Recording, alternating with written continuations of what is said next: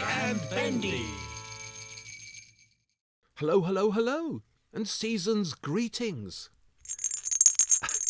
From the podcast They Could Not Stop, special Christmas edition of Waldy and Bendy's Adventures in Art. Oh, it's not a very good bell.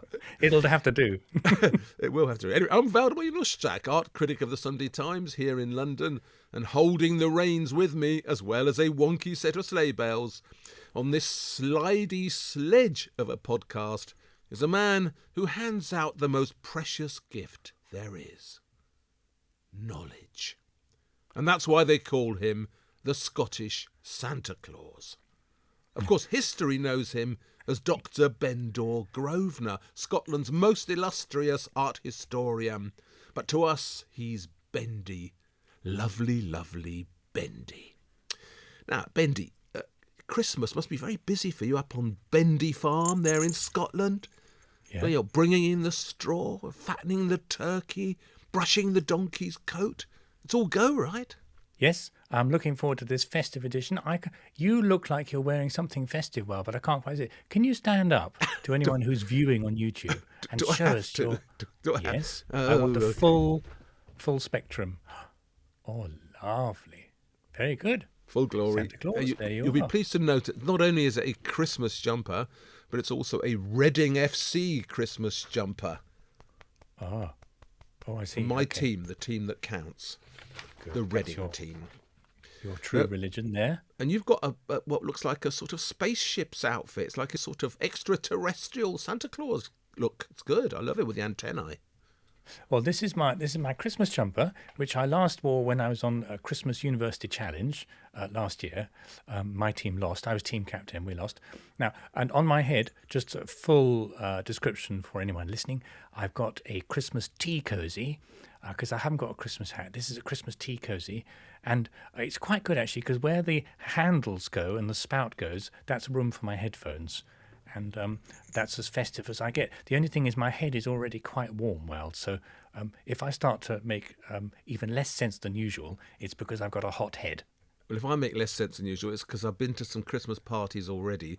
And to be really honest with you, Bendy, I'm feeling a bit groggy. By the way, I've been on a Christmas University Challenge as well, and you'll be pleased to hear that actually we won. I was in a team full of art critics. We did very well. It was a while ago now. Listen, Bendy, you know what we managed to do last week? We were complaining about the Tate, and we're really putting the boot into their shows and saying how we didn't like this and we didn't like that. What should happen a couple of days later? But the Tate announces that it's getting rid of its Oberführer, Maria Balshaw, and that was that. It's as if we had this momentous effect on the British art world. I know it's an illusion, but still. I have more faith in our powers, Wild. The mighty tremble before our very podcast, so I was in no doubt that when we spoke, the nation acted. Certainly, if we been dressed then as we are now, there would have been no doubt about that whatsoever. Since we've displayed all this new power with the situation at the Tate, I thought we could introduce a couple of new things into the podcast, Bendy. You've got some things thought up, haven't you? Some schemes for the future for us.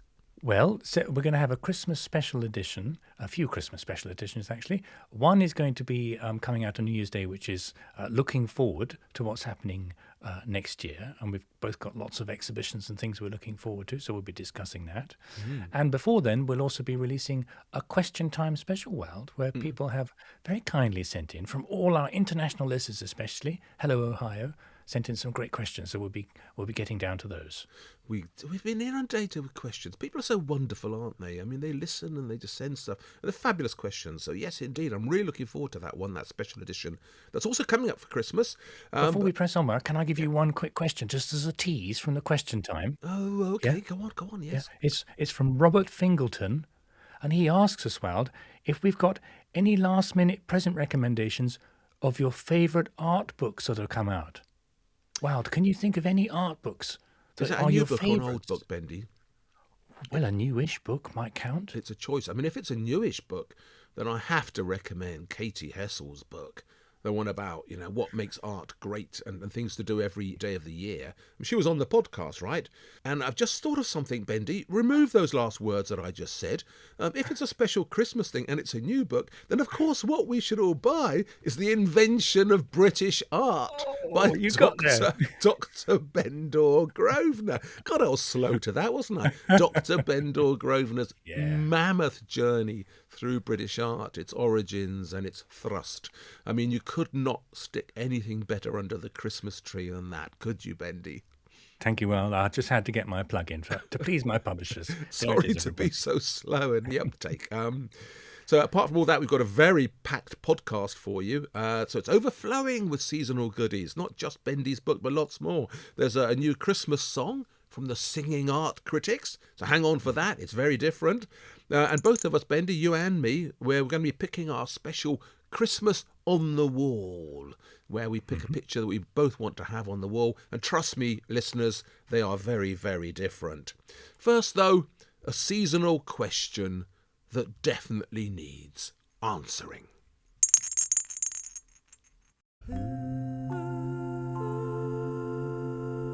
Is that saint?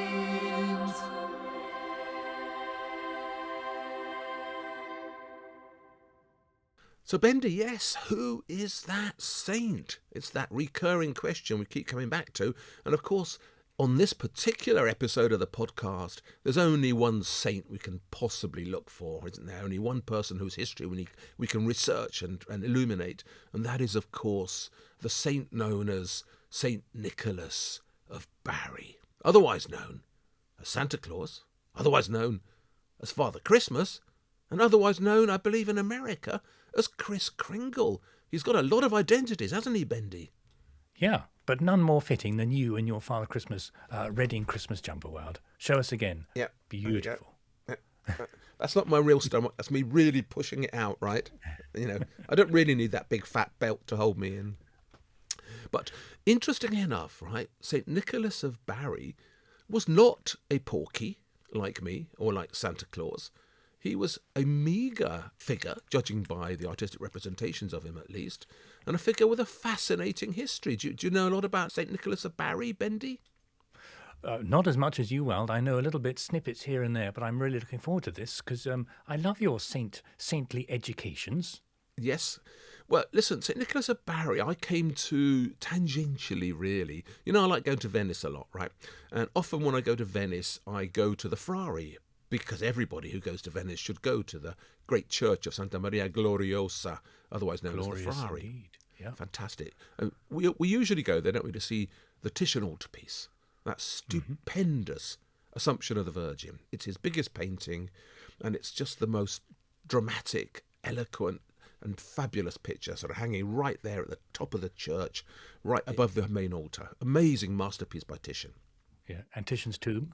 And Titian's tomb is there. I tend to hurry past that because I don't really like it. It's a bit big, but it's there. Yes, it's marvellous. Titian's tomb. Canova's tomb, of course. That's just opposite.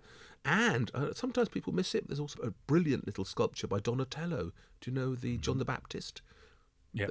Just sort of carved in by Donatello, unusually in his sort of Gothic style. So it's a wooden sculpture, and it looks a little bit like it might have been made in Northern Europe. It's very different from what you usually think of as Donatello, but anyway, that's there. But if you miss all those and turn right instead and go into the sacristy, past that big box full of reliquaries, you get to a beautiful Bellini altarpiece. So it's a triptych, it's a Madonna and Child by Bellini hanging at the bottom of the sacristy. I'm sure you know it, Bendy. Oh, it's. I will tell you a little Bellini Frari story later on when you finish telling us about the picture. But this is a glorious painting. What, we're talking 1480s, thereabouts? That's right. It's an early Bellini, and it's often thought of as the one in which he's first encapsulated that Venetian style of having an enthroned Virgin Mary sitting in a niche with a golden dome above her head, golden niche. So lots of influence of the East there, because of course Venice was on the crossroads between the East and the West. So this idea of a golden niche with almost like an Islamic mood to it. This is all appearing now in Renaissance art, and particularly in the art of Bellini. But think about this altarpiece, right? Unfortunately, what you have to do in this instance is ignore the beautiful Virgin in the middle and Child and the singing angels. Ignore them. And also ignore the people on the right, because there's two saints standing on the right, St. Benedict and St. Matthew, big saints, but in this instance, ignore them. Instead, look at the ones standing on the left, because there's two of them, two old guys with beards. One of them is St. Peter, so he's at the back, he's an obvious one, but the one at the front, now he's more significant, because he indeed is St. Nicholas of Bari, or as he was known originally, St. Nicholas of Myra. Now, do you know where Myra is? Myra, I believe, is in Turkey. It's in Turkey. It's in southern Turkey. It's sort of roughly where Antalya is today. So, when people go on holidays today, they go to Antalya. So roughly around there was the ancient Greek city of Myra, which then the Romans conquered, and eventually the Ottoman Empire conquered it as well. But when it was called Myra, it was a Christian city, and it had a famous archbishop who was called St. Nicholas, right? And this is the St. Nicholas we're talking about. This is the original Father Christmas. And he was famed for his goodness. So he was a man who went around helping everybody he could, a proper Christian presence. And the story goes, Bendy, right? As he was circling Myra one night, walking about, thinking deep thoughts, he heard an argument going on in a house. And the argument was between a dad and his daughters. So the dad was saying, look, unfortunately, I have no money, my beautiful 3 daughters, there's 3 of them, so I'm going to have to sell you into prostitution. And the daughters, of course, were absolutely horrified by this. And so was St. Nicholas as he was going by. He thought, oh no, that's a terrible story. What can I do to help? He didn't want these beautiful daughters to be sold into prostitution and become sex workers. So anyway, later that night, the legend goes, he came back, climbed up to the top of the house to a high window or a chimney perhaps in different versions of the story, and he dropped 3 pouches of gold down the chimney into the house. So the next morning, it's all done in secret, by the way, the next morning, the dad gets up, goes to light the fire, and sees 3 pouches of gold lying there. And he thinks to himself, I've been saved, my daughters have been saved. And that's what happens. So the daughters are saved from having to go into prostitution because he can pay their dowries now. He can get them happily married with this gold that St. Nicholas gave him. So the basic ideas of Christmas, the idea of a sort of secret Santa figure who drops things through the chimney at night, who saves people and gives presents to younger people, that's already encapsulated in the story of St. Nicholas of Myra. So how does he end up in Bari? The Bari thing is interesting, right? So he dies, and they, of course, they bury him, and eventually they find his precious relics. And relics, as you know, particularly in the early Middle Ages, were worth their weight in gold. So at some point or other, the story goes, these Italian knights or sailors returning from the Crusades, so they'd gone to the Crusades in the Holy Land, passing through Myra, stole most of Nicholas of Myra's body and took it to Bari. And you know where Bari is, right? Bari's in Italy. Bari's right at the heel of Italy. So if you go right down as far as you can go on the right-hand side of Italy where the heel is, that's where Bari is, right? So these knights take him to Bari, and he becomes, instead of St. Nicholas of Myra, he becomes St. Nicholas of Bari. But at the same time, there were a few bones left behind, small bones. They only took the big ones. And the small bones were captured by the Venetians. So some Venetian sailors stopping off, they took up the rest of the bones, and they took those back to Venice. So that is Venice's connection with St. Nicholas of Myra, or St. Nicholas of Bari, as he later became. And that's why you see him popping up in quite a few Venetian altarpieces. So is one of his toes in the Ferrari or something like that? Yeah, that's his toes, I think, are in the Ferrari. I mean, as you know, with all these relics, they're scattered all over the place. We all know there were like 128 bits of Christ's foreskin, weren't there, scattered about the Christian world. So there are plenty of bits. So who knows exactly what the Venetians had. But they certainly had bits of him, smaller bits of him. But perhaps the most famous one that you might know, Bendy, is the one at the National Gallery in London. Do you know the Raphael, the famous Raphael, the Ansidai Madonna? Oh, is St. Nicholas in that? He is indeed in that. So if you look at the Ansidai Madonna, right, you've got the Virgin Mary in the middle, you've got John the Baptist lurking on the left with his bare legs and his red robe, and on the right, you've got a bishop with a mitre and a bishop's staff, and if you look at his feet carefully, what you'll see is 3 pouches of gold. Ah, so that's his attribute. He's always got 3 pouches. This is it. If you're looking for St. Nicholas of Bari, also St. Nicholas of Myra, in Renaissance altarpiece, and he does pop up in a lot of them, if you're looking for, as it were, the ancient Santa Claus, look out for the 3 pouches of gold. often lying by his feet. Sometimes he's holding them. Sometimes they're just insinuated into the background, but they're almost always there. That's St. Nicholas of Bari. Before we tear ourselves away from Venice and the Frari, can I tell you about my little Frari experience? Oh, sorry, of course, yes. Frari away. In front of the Bellini. The last time I was there, I was making a programme for the BBC, and we were filming in the Frari. I don't know if you had this when you were filming in there. We weren't allowed to speak, so it was only silent shots. Have you been allowed to do like talking filming in there? Yeah, I have, but I think that's just it's a kind of measure of the quality of the films, isn't it? I mean, they let me do it. Yeah. Twice, I'd like to stay like Charlie Chaplin, silent. Anyway, the most stupendous thing about it was that while we were getting ready for filming, the priest who was there in charge on the day took me into the sacristy to show me the Bellini. And it was just the most perfect thing because there were no public in the church. And when we went through the door, the lights were off. And he just turned the lights on for me. And suddenly this thing emerged from the darkness. And the most amazing thing about that Bellini is that it's still in the place it was painted for, in its original frame. And to have that experience of, which Bellini was trying to convey, of letting you think that the saints were actually there. They suddenly appear before you. That's why it's painted so realistically and beautifully. And the perspective of the original frame is designed to make you think they're there. And then on top of this, the priest who let me in started telling me about the painting, not at all from an art historical perspective, which you and I might be accustomed to, but literally from the point of view that, and here's the saint, and here's the Virgin Mary, and she's doing this, and the saint's doing that. And it just made me realise how alien sometimes museums are as an environment for looking at art, and how much we've lost when things have taken out of their original context. Anyway, that was one of the highlights of my art viewing life.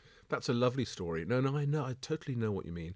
I mean, we absolutely keep forgetting that paintings of this sort were made for a specific environment, and that Bellini would have spent a lot of time calculating where the light was coming in, how to paint his niches so that they looked realistic. And of course, he designed the frame as well, didn't he? So that the echoes inside the painting of the Virgin and the Child, that the architecture in that is a sort of echo of the frame. So everything's meant to look as if you've looked up, as it were, almost through a window at these niches, and there they all are, the saints. Beautiful.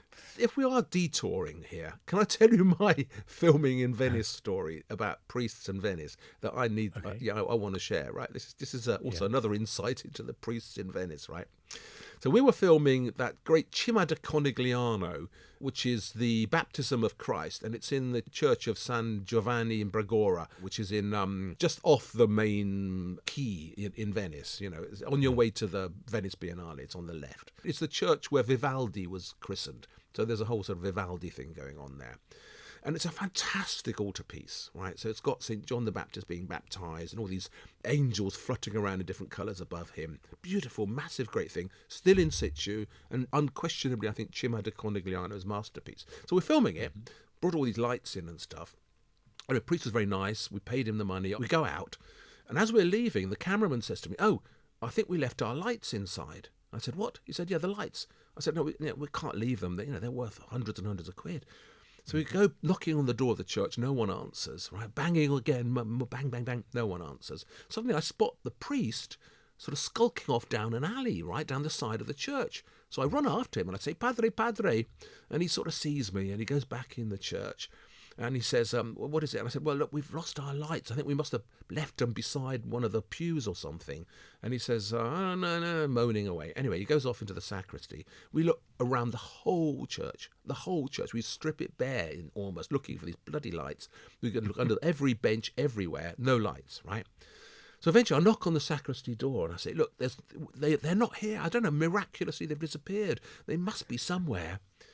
And then, 5 minutes later, he comes out sheepishly holding the light, right? And he'd nicked it. The priest had stolen our lights. Can you believe it? A reverse St. Nicholas. A reverse St. Nicholas, yeah. And so the cameraman, Matt, and I mean, we struggled out of there. We're thinking, my God, what an advert for the Catholic Church this guy is. But we've detoured. We've got away from the important subject here, which is the invention of Father Christmas. So where had we got? We got to the stage where basically everybody knew St. Nicholas of Bari. They worshipped him because he was kind, he gave presents, and he was known for looking after younger people and caring for them. And this myth spread from Italy northwards, right? Now, interestingly, so St. Nicholas of Bari's feast day was the 6th of December, so winter. And that made him popular in the north. So in the north, where it's sort of snowy and cold, St. Nicholas of Bari took on this even bigger identity, right? And in particular, he was very popular in Holland. So the Dutch really liked St. Nicholas of Bari, and they called him Sinterklaas. Sinterklaas was like the saint name. St. Nicholas became Sinterklaas, right? So when the Dutch built a colony in America, then they called it New Amsterdam, you remember? New Amsterdam later became New York, of course, but when it was still New Amsterdam, the Dutch brought Sinterklaas with them, and gradually Sinterklaas started his transformation into Santa Claus, which is the variation on the name. Now, this sort of happened orally, really. People talked about him a lot, and he became popular at Christmas time. And of course, because Europe was such a long way away from America, 6th of December sort of moved forward to the 25th, because that's how long it took the mail to get there from Europe to New Amsterdam. So we're getting near Christmas time, and he's still a popular saint. But what really changed everything was he needed to be visualized, right? Mm-hmm. And it was all right talking about Sinterklaas, but what did he look like? And this is where various things happened. First of all, there's a poem written about him that was very famous. It's that poem that starts, "'Twas the night before Christmas," written by an anonymous American poet, which sort of introduced ideas of sleigh bells and reindeer. But then when the American Civil War broke out, a celebrated American cartoonist called Thomas Nast, who was actually a German immigrant, he was called up to do some images, propaganda images, for the North, because he supported the North in the Civil War. So he was a sort of Union man. And he produced some images of Santa Claus, as it were, supporting the northern side in the Civil War. And his Santa Claus had most of the look that Santa Claus had by then. So it was kind of fatter, because it was cold up north, wasn't it? And he had this winter outfit on, lined with fur. But the interesting development was he gave him a really red outfit. So the outfit became red for two reasons, really. One, because it was sort of modelled on the stars and stripes. So it was like the stripes in the American flag. More importantly, the Republicans, and he was a Republican, the Republican colour was red, right? So you know, like when you see Donald Trump on the telly, he's always wearing a red tie. That's because, red states. Yeah, rather perversely, the red became the colour of the Republican side, as it were. It's the opposite of here, of course, where in England the red is the colour of the socialists, but in there it became the colour of the Republican side. And so what happened was basically that Santa Claus comes out red, his outfit's red, although in the original Thomas Nast illustrations he's also got a sword by his side and a rucksack full of presents, but it's sort of army rucksack. So he's a sort of military Santa Claus. But he's sort of invented now. So he's properly invented. He's fat, he wears the right outfit, he's red, he's got a bag full of presents on his back, and he is now called, almost officially, Santa Claus, right? So that's all happening in America. All that happens in America. But Bendy, guess what? In England, and I know you know all about this because you know far more about it than I do, in England, there's a parallel development. Somebody else's story is going on, isn't it? Well, I'm not sure who else's story is going on, but I think I do know why we don't go for St. Nicholas in the same way that the Dutch did. And I think that's largely to do with our particular style of Reformation. So all our saints' days were abolished during the reign of Edward VI. He was the most sort of Protestant of the Tudor monarchs, really. He abolishes all the saints because obviously saints are deemed to be remnants of the Catholic faith. So poor old St. Nicholas gets chucked out. But we had embraced him in England, hadn't we? And also in Scotland. But John Knox doesn't like Saints' Days either, so he gets thoroughly expunged with all the saints. And the reason I understand it, that he carries on in the Netherlands, which also in part had a Reformation, is that the Dutch Reformation wasn't nearly as centralised as top-down as the English, the one that happened in England and to a lesser extent in Scotland. So these kind of local traditions survive a bit more. But poor old St. Nicholas, he doesn't get much of a toehold in England for many centuries, and we can blame the Tudors for that. Yeah, but there's more to it than that, Bendy, right? So what's another name for Santa Claus? What's another name, famous name for Santa Claus? Father Christmas. Father Christmas. Father Christmas is an English name.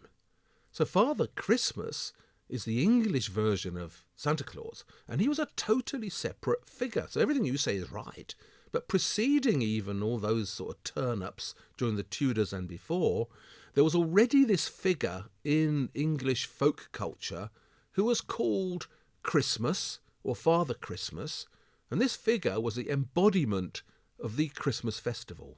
So lots of people these days trace it right back to things like the Roman festival of Saturnalia, which was this Christmas midwinter festival where people would eat too much, drink too much, basically get completely sloshed as they celebrated this highlight of the year, but also a time when they most needed to eat and drink and be merry. So this festival of eating, drinking, whatever, which was, said the Roman Saturnalia idea, gets taken up by the British pagans originally. The English pagans all had their Christmassy feasts, and they ate too much and drank too much. And Christmas, this figure of Christmas, came to be kind of embodied in, not so much in art actually, but more in things like, mummers' plays and folk theatre, just somebody who embodied this spirit of wildness. And there's another sort of parallel figure at the time called the Lord of Misrule, who was just this guy that broke all the rules at Christmas time. Around that time of year, you didn't listen to the king, you did the opposite of what the king said. So there's built into the English idea of Christmas, Father Christmas, is this idea of a rebellious spirit that didn't do what it was told and that basically ate too much and, above all, drank too much. So, for example, when Cromwell and the Puritans took over, when your ancestor Charles I was beheaded, right? In that tragic sort of few years when everything was clamped down on, you know that the Puritans actually banned Christmas in England, don't you? Christmas was actually banned. Oh, yes, and properly banned. People think this is like a sort of QI myth, but it was properly banned. Do you know the reasons for this? I could tell you if you don't. Well, go on, tell us now. You know far more about it than I do. Well, the Puritans wanted Christmas banned for all sorts of reasons. First of all, according to their reading of the Bible, Jesus himself was not particularly keen on Christmas, and they said that, Christ's birthday, the actual date of his birth, is not mentioned in the Bible, so who are we to make it up? They also thought it was a bit Catholic, and they also thought it was a kind of a hangover from royalist Anglicanism. But I think we often forget just how much the English Civil War was actually a culture war, and that things like Christmas were a key part of that. So it wasn't just the Puritans wanting to stop everyone celebrating Christmas because they were mean and Scrooge-like. They actually saw it as a kind of reminder of a sinful past that they wanted to eradicate. After all, these were the same people who had begun to pull down the cathedrals and were thinking of putting blackwash on the walls of churches because they felt whitewash was too cheery. So they were thoroughly miserable, but for a kind of political purpose, Weld.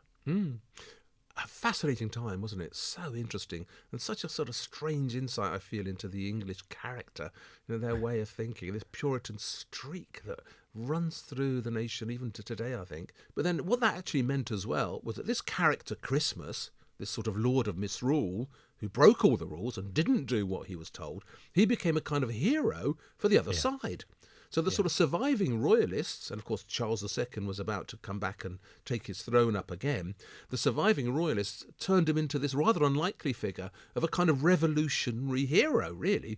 And they used to call him, a reminder of the good old days when you could have fun and drink and party and all that. So Christmas comes back into British culture when the Restoration happens as this powerful figure representing a sort of battle with the puritanical mind, and takes on a whole new burst of life, really. And that goes on throughout the 17th century. But he's still there as this unclear kind of looking figure. I mean, there is some art of him, but he tends to be straggly, rather thin. He's often sort of long-haired, but he's not happy. He never goes ho, ho, ho or anything like that. There's absolutely no sense of him liking children in any way. And he never gives anybody a present. So he's just this force for unrule, which people liked if they were unruly themselves. And this all changes in the Victorian era, right? So early on, the famous Dickens story, A Christmas Carol, which we've all read, we all love, right? But if you remember, what happens in the Christmas Carol is that Scrooge gets confronted by various ghosts of the past, right? And then he meets the ghost of Christmas present. Do you remember the ghost of Christmas present? So that is that ghost represents, as it were, what Christmas was in the time of Dickens in terms of people's imagination of him. And do you know what he looked like, this Christmas figure in the time of Dickens, which is 1843, wasn't it, or 1842 when Christmas Carol was published? Do you know what he looks like? you in your Christmas jumper. Hey. No, he's much thinner than me. Weirdly, right, he looks like Jesus. There's some famous illustrations to the original Christmas Carol by an artist called John Leech, and they are often thought of as the most important illustrations of Dickens. So John Leech paints Scrooge shivering away while he meets the ghost of Christmas. And Christmas, right, first of all, he's wearing green. So he's got a kind of green cloak on, nothing to do with red.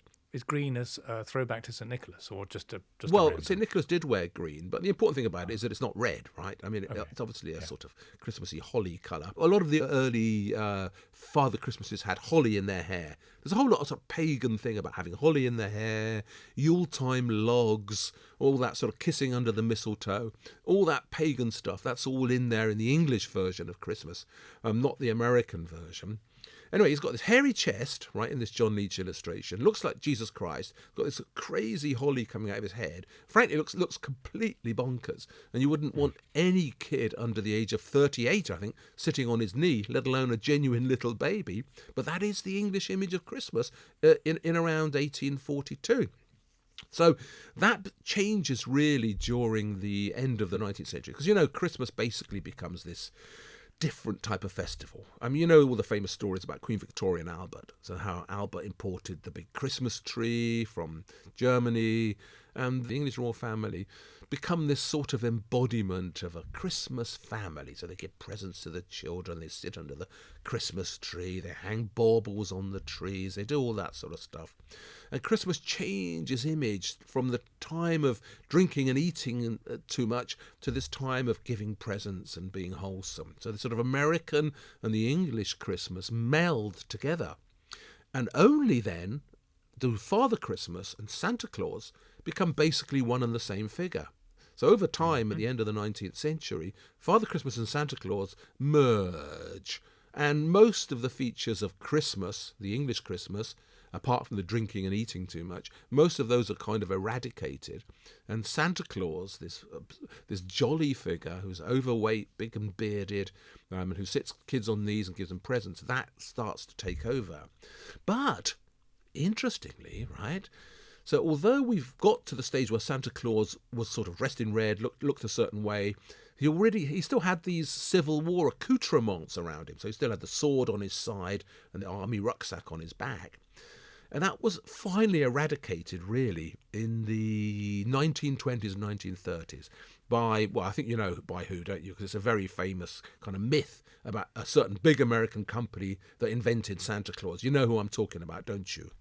Yeah, Pepsi. Yes, Coca-Cola, Bendor. You're obviously a Pepsi, Coca-Cola man. Yeah, no, indeed, yes. Pepsi, otherwise known as Coca-Cola, invented the brand new perfect Santa Claus. Imagine if Santa was blue, in fact. Like, Yes, Santa's blue. this wouldn't work, would it? It wouldn't work at all. No, green, blue on it. But basically, Coca-Cola were in the business of flogging their stuff as much as possible, right? So the whole American thrust about maximising Christmas sales begins to play this overwhelming role in the continuing evolution of Santa Claus. So an artist called Haddon Sundblom, he's commissioned by Coca-Cola to produce a Santa Claus figure so they can produce a whole bunch of adverts reminding people that they should give Coca-Cola and drink lots of it at Christmas. Because Coca-Cola's badge, of course, its logo was red. So they latched on to the idea that the red Santa Claus could sell lots and lots of bottles of Coca-Cola for them. So Haddon Sundblom is commissioned to produce a set of big adverts, posters, billboards of Santa Claus. And apparently he based his sort of final image, a lot of it had been invented already, but this final really friendly, jolly ho-ho-ho image was based on a neighbour of his who was a retired salesman called Lou Prentice. So this guy, Lou Prentice, looked a lot like an imaginary Santa Claus. So Haddon Sundblom started using him as his model. And essentially that is kind of the end of the story in the sense that what Haddon Sundblom came up with was the final image of Santa Claus. And all the old stuff had been eradicated by then. You know, it was nothing to do with St. Nicholas of Myra, let alone St. Nicholas of Bari.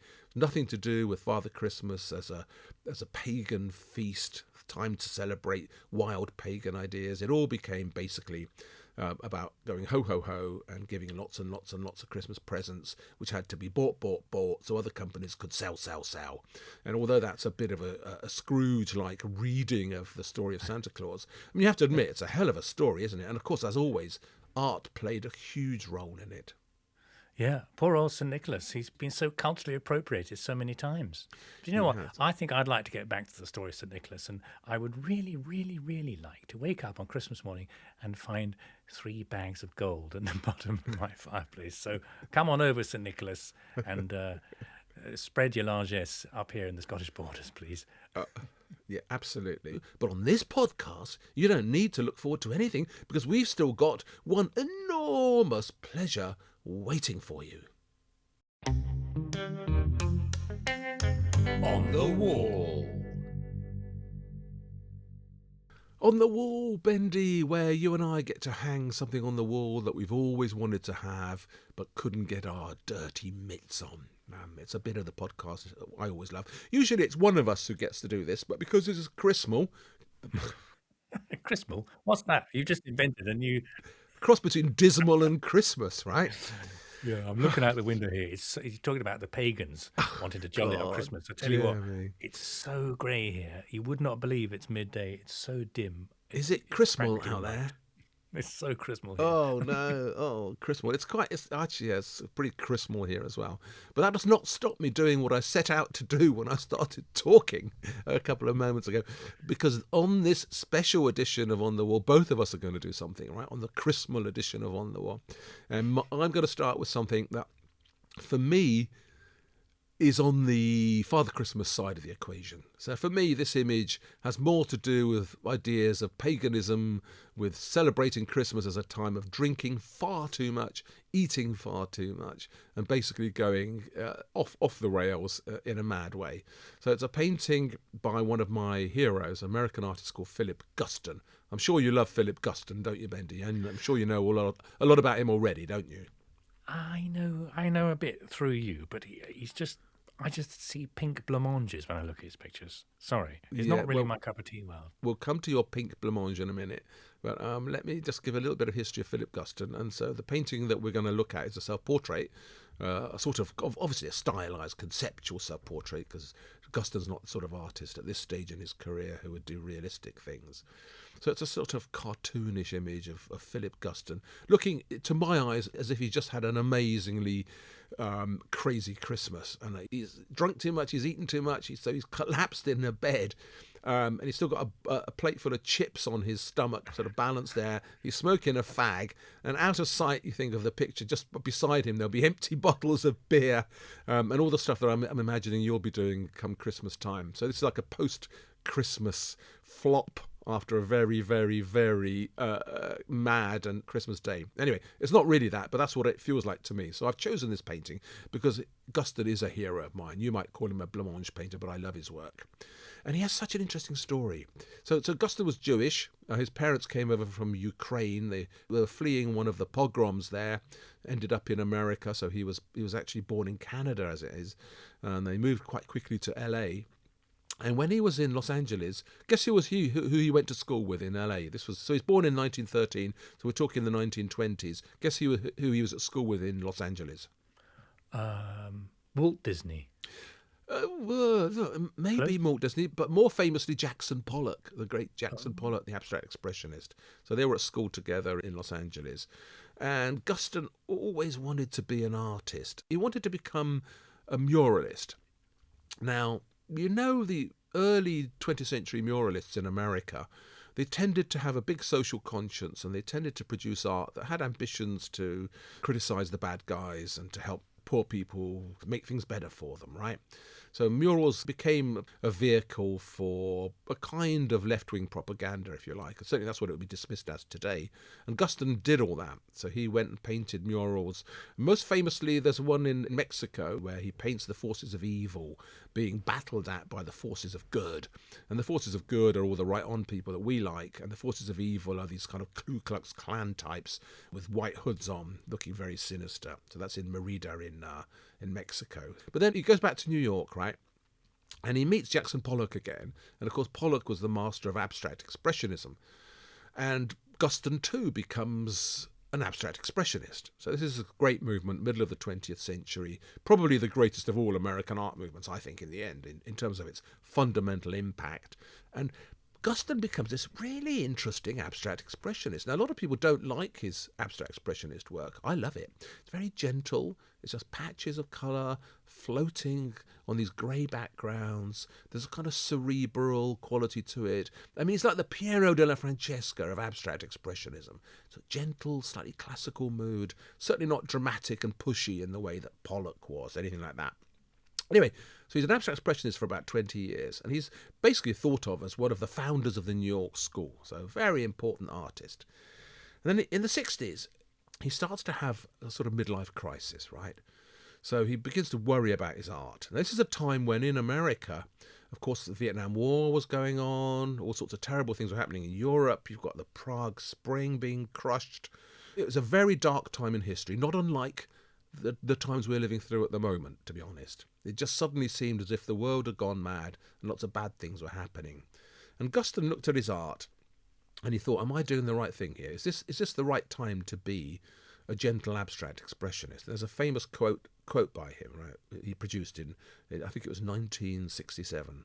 He wrote this: "What kind of man am I, sitting at home, reading magazines, going into frustrated fury about everything, and then going into my studio to adjust a red to a blue?"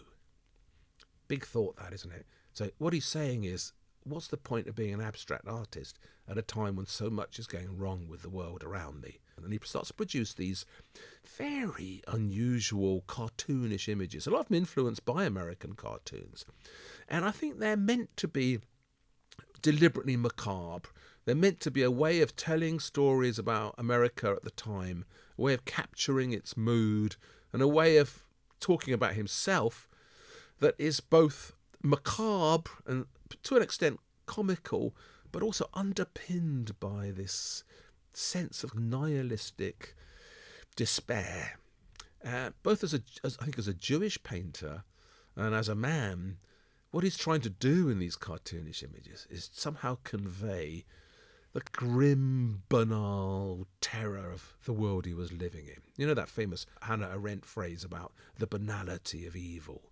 How, we expect evil to look really, really horrible and look like the devil in a painting by Hieronymus Bosch, but actually it's just banality. All of that underpins these images that he starts to paint. And it caused a huge fuss. So when he had his first show of these paintings in 1970 at the Marlborough Gallery in New York, it caused an enormous fuss, and everybody started saying, "Oh no, Philip Gustin's completely lost it. He's gone crazy. He's stopped being an abstract expressionist. Now he's painting these ridiculous, silly, cartoonish images that in some people's eyes look like pink blancmanges," no names mentioned. Whereas in fact, of course, he was doing the opposite. For example, right, the image you've got here of the self-portrait, that's actually called Painting, Smoking, Eating, painted in 1973, my sort of Christmassy image. So behind Gustin, as he sits there in bed smoking, there's a whole bunch of shoes sort of lying there on the side. And that was inspired by images he'd seen of Auschwitz. So when Auschwitz was liberated, these images came back, taken by famous photographers, of piles of unwanted clothes from the concentration camps, and things that have just been thrown away, massive heaps of people's glasses and spectacles. And the banality of evil is exactly what this kind of image is about. So I want you to like this image in a new way, because it does try and capture this desperate spirit of the times. And I'm showing it to you, not because I want to be a downer at Christmas time, but because I do think that the world at the moment is in a complex state, and that perhaps some of the attributes of the English Father Christmas, the Lord of Misrule, the feasting and drinking, but also the sense in which that underpinned something deeper than that, maybe that's not a bad time to be thinking about that as well, to be thinking a bit more seriously about Christmas. So that's my on the wall. That's why I want to hang it above my mantelpiece and stare at it while I'm watching the King deliver his Christmas message on Christmas Day. In your chrismal jumper. In my chrismal jumper. Quite a down on the world. There we You go. need me, Wild. You need me, Wild, to come along with my little Tinkerbell and top up your sherry so that you can have more festive cheer. But you're right. It's a time for reflection. And it's a time for searching for meaning, and we should take occasionally, even at Christmas, a Philip Gustin-like view of the world and explore what's really going on, even if it is in the form of a pink blancmange with some meaning. So thanks, Wild. That was very nice. Oh, good. Look, no, Philip Gustin, you must look at him more. He is a really great, probably the greatest American painter of the 20th century, in my opinion. But who have you got for us? Come on. I know you like a bit of caricature as well. What have you got? Well, I'm going to be a little bit more conventional, Wild. My on the wall this Christmas is by Peter Bruegel the Elder. And it is, I think, one of his finest pictures. I'm sure it's a picture you know well. It's in the National Gallery, Wild. And it's an Adoration of the Magi, or Adoration of the Kings. And it's painted in 1564. And one of the reasons I've chosen it is that it is, I think, an exceptionally beautifully painted thing. There's a great high-resolution photograph of it on the National Gallery's website. So listeners and viewers can go online and zoom in extraordinary detail to see some of Bruegel's technique. And if you have a second while, just have a look, for example, on the way the metal glove, the armoured glove, is painted of the soldier who's standing sort of behind the Virgin Mary. And this thing, it's so modern, actually. It could have been painted in the 20th century. Bruegel, I think we've come to know as a painter of everyday scenes in some meticulous detail. And there's little eccentric figures, sometimes caricature, as you say. But he had the gift of wielding an oil-laden brush with extraordinary vim and vigour. He could, I think, have been painting in any period. But this is a Christmas special, well, so we're not going to talk about Bruegel's painterly brilliance. We're going to talk about the meaning of his picture. Just to very quickly describe what we see. This is a largish panel painting. It's just over a metre tall, and it's upright. And it is an Adoration of the Magi. So the composition is dominated by a tumble-down stable, which you see there, and it's got some wonky beams in it. And we know it's a stable because there's a donkey in the background. Hello, donk. And before them, we see Joseph standing very proudly and protectively just behind the Virgin Mary, and there is the baby Jesus on her lap. Surrounding the scene, we have a number of onlookers. We've got on the left-hand side of the picture a bunch of soldiers, and they're all sort of tooled up quite menacingly. We'll come back to them. And then, of course, dominating the foreground are the three wise men, the three magi. And these, of course, are in themselves loaded with Christmas meaning. The three wise men, so we're talking mainly about the Gospel of Matthew. And although he doesn't say there's three wise men coming from the east, that's extrapolated from the fact that they bring the baby Jesus three gifts. And the three gifts are gold, frankincense, and myrrh. And so by the time Bruegel is painting this in the 1560s, the three wise men have even been given names. We probably shouldn't spend too much time getting bogged down in the names and the etymology of the names, but Melchior is generally considered to be the oldest, most closely associated with Europe, because the three wise men are meant to represent all corners of the world coming to recognize the baby Jesus. So in this picture, Melchior is the oldest, and I think he's the one kneeling down before Christ. To his left is Caspar, and to the right is Balthazar, who is a black man because he's usually said to represent Africa. Now, one of the interesting things in the picture, Wild, and I know you're very keen on this little fact, so I'll let you explain it, is that the baby Jesus on the Virgin Mary's lap looks quite like a little naked old man. And can you tell us why that is? I can. Well, because imagine your task as an artist is to paint a Jesus who is both a god and a man, right? And then you're also saddled with the task of painting him as a baby. So it's almost impossible. You can't just paint him as a baby because you've got to imply that he's also a god and a man. So in almost all Renaissance art, you have this issue with the baby Jesuses who tend to look a tiny wizened old man rather than a fresh young baby. So they had a huge issue with that. And this is not as bad as some of them get, is it? No, so Bruegel has done well. I think sometimes they look like really eccentric little figures, these baby Jesuses, but Bruegel has managed to crack this one. Now, our baby Jesus in this picture is recoiling from the gift which is being offered up to him by Melchior, and this gift, Wild, is myrrh, and myrrh was used for embalming. So, of course, the little baby Jesus, as a foretelling of his fate, is actually not quite so pleased to be given this particular gift, and I suspect he might be looking more forward to the gold and the frankincense. And before we move off Wild, what we see, there are two little further figures we need to be aware of. In the right-hand upper corner of the picture, behind Joseph, is a man whispering something into his ear. And then tucked in the far right-hand side, there's a man wearing spectacles, and he's gazing on the scene below. So we'll come back to these two. But the picture, Wild, has a number of mysteries to it. And I thought we would just end the show by unpacking some of these mysteries. And I think possibly in a world first, a breaking news, Wild, the Waldy and Bendy thesis on what is actually going on in this picture, because it has been a matter of some art historical conundrum over time. I think the first thing to note about it is that it's so un-Italian. I mean, it's a nativity. If an Italian had painted this, it would not have the mood that this picture has. You know, this sense of real caricatured faces, this kind of strange crowd who've turned up for the nativity. They'd all be beautiful and angelic, wouldn't they, in an Italian picture?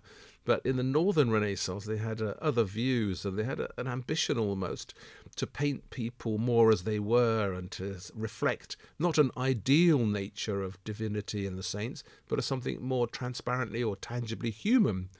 So I think there's a temptation. I mean, I used the wrong word before. I said something about caricature. There's probably a temptation to see in Bruegel some kind of ambition to almost mock a scene of nativity, but I don't think that's true. I think basically he is trying to be nice, but he's also trying to be honest. And so the three kings have arrived. They've been on a long journey, so they look a bit tired, a bit knackered. They look a bit like a range of real people rather than idealized saints. And so perhaps it's wrong, I think, to see this as anything other than what is essentially still a pious image, just a really, really, really interesting one. Would you agree with that? Yeah, I think you've put your finger on a key point, actually, in noting that the three wise men are looking pretty knackered, to be honest. I love the fact that Casper in red on the left, his hair is so obviously sort of sweaty and dank, and he's been on he's come from a long way, obviously, and he's just taken his hat off after this long journey, and he's just looking very shagged out. In fact, the whole air of the picture, as you say, is very un-Italian. The weather is grey. It's even quite, we might say, chrismal out there. And that feeling of sort of gritty northern reality, I think, is also highlighted by the fact that most of the figures are wearing what would have been contemporary dress. So Bruegel, of course, is not the first northern artist to do this, but most people looking at the picture would have seen the soldiers, for example, and have gone, oh yes, they look like soldiers, the kind of soldiers we just see around us today. And I think that's deliberate to make us feel that this is a scene that we might stumble across, to make it relevant to us, but also to make sure that we know that those soldiers mean business and possibly danger. It's very interesting. The costume for the Magi is actually slightly historicised. They would not have been wearing dress that would have been worn in the 1560s. And I think a viewer would have been attuned to that and would have seen that these figures are slightly kind of archaic, whereas the soldiers, for example, are from the present day. One thing I've noticed about the costumes that Mary's wearing and Joseph behind her. So Joseph's behind her and someone's whispering in his ear, isn't he? She's got a fur-lined robe on, so that her red robe, she's got sort of fur on the edges. So that's a fur-lined outfit. Joseph is wearing a kind of wintry coat. This is winter, isn't it? In a very potent way. It seems important to Bruegel to stress that. And of course, Europe at the time, I mean, we forget, don't we, these days, that at the time there was a little ice age going on in Europe, which is why you see all these paintings of the Thames with, being iced up in London and stuff. So it actually was a time of immense cold. Just sorry to add that, but it's a little detail that I thought was interesting about the mood of the picture. I think, while you identify another moment of climactic interest in the picture, or rather something which is, we should note its omission, and that, of course, is that there is no star. So there's no great star that the wise men have been following, and nor around the baby Jesus is there a halo. So there's nothing to tell us in a kind of, as you say, a more southern European, a more Italian, conventional adoration scene, that these are holy biblical figures that we should be automatically genuflecting to. And I think we should just spend a a few seconds exploring that. Some people have suggested, although we don't know much about Bruegel's own faith, that some people have suggested this might be a kind of nod to the Reformation, because it's obviously not a very Catholic image. And is this a kind of creeping in of Protestantism? I'm not sure that's right. I think actually, sort of, dare I say it, I think we could see a third way here. I think Bruegel, and this feeds into this idea of representing the scene with contemporary dress in it. Bruegel is harking back to an earlier time in the Reformation when people like Erasmus of Rotterdam are starting to this movement of what we come to call humanism. And Erasmus of Rotterdam, just to recap for listeners, he's one of those people who decides that he's a bit suspicious of the way the Catholic Church is becoming overwhelmed by what he sees as kind of empty ritual and external display. So he wants to go back to the original sources, the original Greek sources of the Bible, and he translates the Bible for people to read in Latin and then eventually in their own tongue. And so this kind of movement is all about trying to explain the stories of the Bible in a way that helped you to reflect on it with a kind of contemporary feeling. So Bruegel is not trying to paint a kind of a realistic interpretation of how the adoration scene would have happened in Jerusalem, because obviously this is not a kind of scene in the Middle East. But he's trying to bring it up to a sense of reality as people at the time would have understood it. And that's very much in the tradition of Erasmian humanism. So it's a huge religious moment that is set not in some distant, faraway past or some unreachable heavenly location, but is set very firmly on our earth, on our time, on our now, which of course would have played so much more forcefully in the eyes of the people looking at it, wouldn't it? Yeah. I mean, that's a wonderful ambition to have as an artist at that time, I think. So absolutely. So Bruegel is asking us to sort of imagine ourselves chancing upon the scene today, and how would we react? How would we interpret it if we stumbled upon a little stable like this? And I think this takes me to my second mystery in the painting world. I want to go back to the person buried in the far upper right-hand corner in the spectacles. Can you see him? Can you zoom in on him there? Yes, I can see. Yes. The far right figure, I think this might be Bruegel himself. Oh.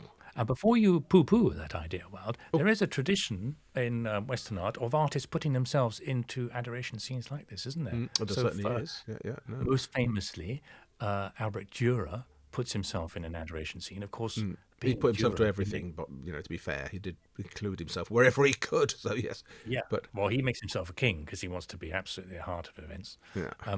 Lots of other artists do it. So Rubens, for example, in that great adoration in the Prado, he puts himself slightly more as a peripheral figure, bearing witness. And this is the whole point, I think, that Bruegel is inviting us to bear witness to the scene. That is the point of the Magi. They saw a sign, they came to investigate it, and they bore witness to Christ's birth. And I think the fact that this little figure in the top right-hand corner, he's not at all cartoony. He's just there observing. And we only have a profile image of to see what Bruegel the Elder actually looked like. But it's not impossible, and that's him.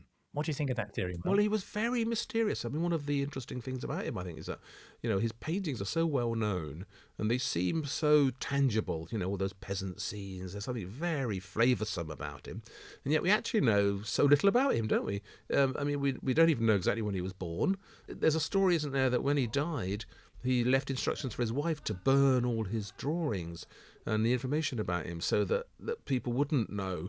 And there must have been some religious stuff going on there. I mean, who knows? I mean, they got married in a Catholic church, didn't they, his wife and he? So there would have been a tug of some sort in terms of his religion going on. But it is interesting that he was so mysterious. I mean, it's a great thing to think about if that is him in the corner. And as you say, I mean, artists were doing it. They all did it. Caravaggio did it. Dürer did it.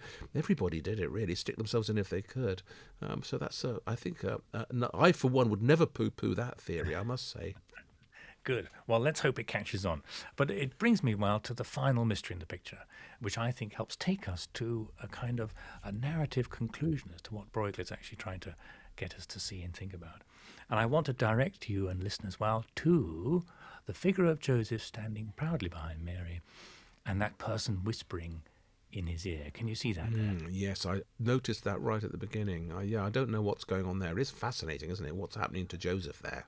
It's such a subtle moment, isn't it? Such a moment of representation is that Joseph is momentarily distracted by someone who's very obviously leaning forward, putting his hand on Joseph's shoulder to whisper a message in his ear. But we can't quite tell whether it's good news or bad news because Joseph's face is, he's just in the moment of hearing before he processes the news and acts on it. And I think this is an element of Bruegel's genius in the picture.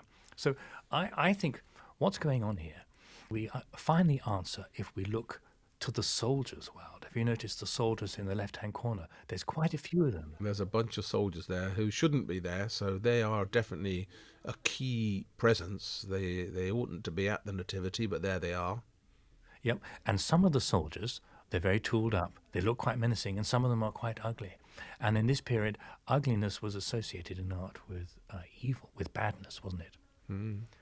So I think what's happening here is that Bruegel is condensing more of the story from the Gospel of Matthew about the adoration of the kings. So before the kings turn up in the Holy Land, they're looking for the baby Jesus, the new king of the world. And where do they go first to ask for guidance as to where the baby Jesus is? They go to King Herod. And King Herod, as we know, is alarmed by this news that there might be a rival king to him. And eventually, of course, he orders the massacre of the innocents. And the Massacre of the Innocents, I'm sure people will know that it is a topic that Bruegel himself painted a number of times, and with great seriousness, with none of his kind of satirical, wry observation on the world. So what I think here, and this is a conceit that viewers of art at the time would have known. They would have known that in a picture like this, you can get more than one element of a narrative included. So the soldiers have come, sent by Herod. They're Herod's soldiers.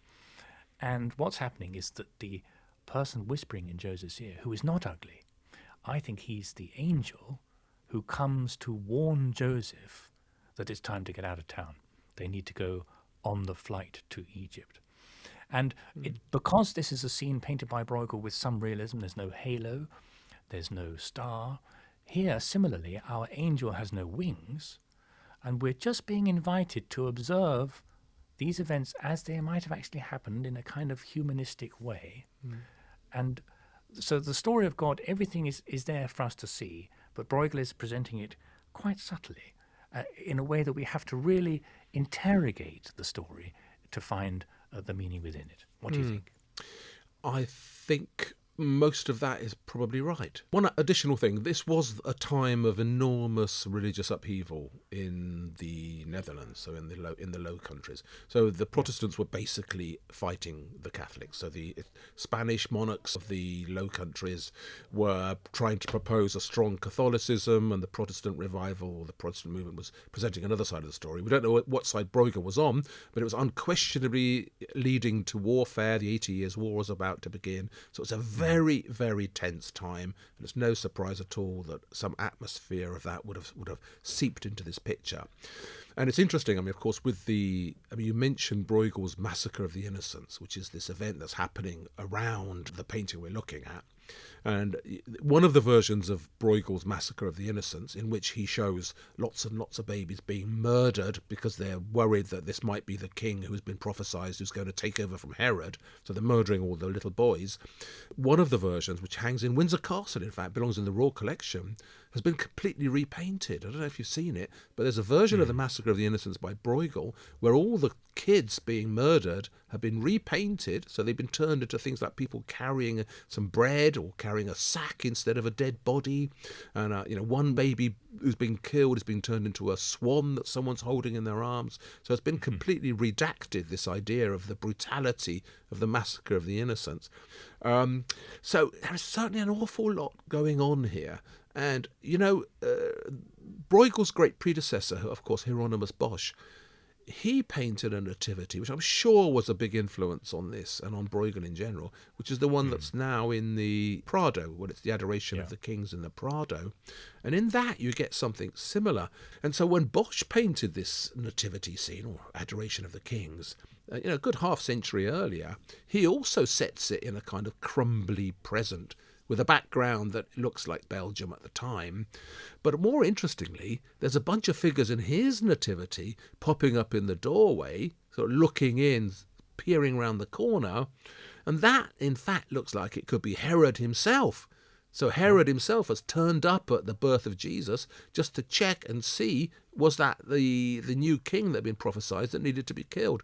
So there was already a tradition in Netherlandish art of the Adoration of the Kings being loaded with a contemporary mood, but also this frisson, this thing that was going on between the battle between the Protestants and the Catholics. So it wouldn't surprise me at all if that was something that really underpinned this image. What a great painting, indeed. What a great painting. And, of course, Bruegel's so known for his big landscapes, big, wide landscapes. And here you've got something else. You've got like a tall image that's meant to be an altarpiece, isn't it? So it's got a completely different mood from a lot of earlier Bruegels.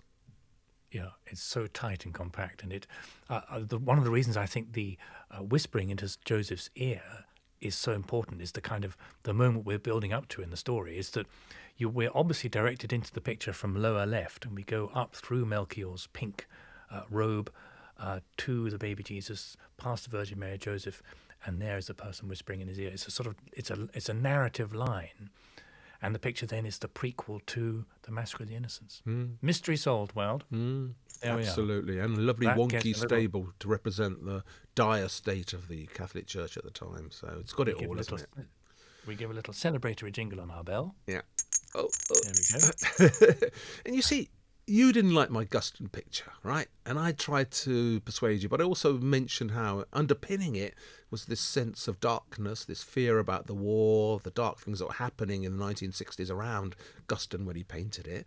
And look, your picture's got some of the same problems, the same sense of a world that's crumbling around us. And so, in fact, weirdly, they are united by fears for the world that emerge around Christmas time that I'd love to say we can completely ignore today, but unfortunately, I don't think we can.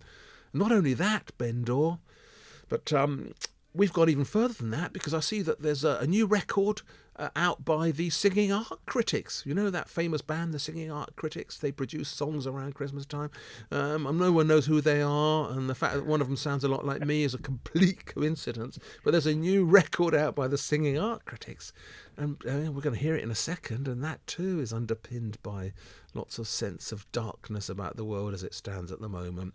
So, I'm going to wish everybody a really happy Christmas, and I hope they have a really good time, and I hope they have lots and lots of presents, and I hope that they listen to our look forward to the new year and the shows that are coming up, and I hope they have a great question time, and I hope for all those things to happen. But I also hope that we have a peaceful time, and that some other things that I'm worried about don't become an issue at all during Christmas time. In fact, we can indeed ignore some of it and put our feet up. What do you think? Well, I say happy Christmas to you, because I think you need cheering. And I say to our lovely listeners, thank you for being with us so far this year, for the whole of the year, in fact, and happy Christmas to you, and we'll see you in the new year.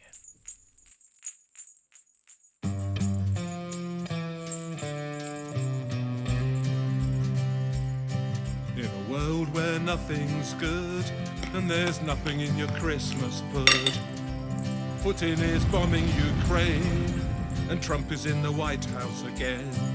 There's a reason to rejoice and to fill the streets with noise, 'cause when Christmas is in town, art won't let you down. So come on, it's Christmas, Santa is on his way, the Tate is looking merry, and so is the V&A. Rembrandt has laid the table, Mondrian made the cake, Charlie has stuffed the turkey, and the trees by William Blake. The old folk have been left to rot, and their winter fuel's been stopped. All around us famine and pain, and Myra's on the tally again. You can find a little joy and see happiness in the clouds, because art won't let you down when Christmas comes around. So come on, it's Christmas, Santa is on his way, the Tate is looking merry, and so is the V&A. Charlie has laid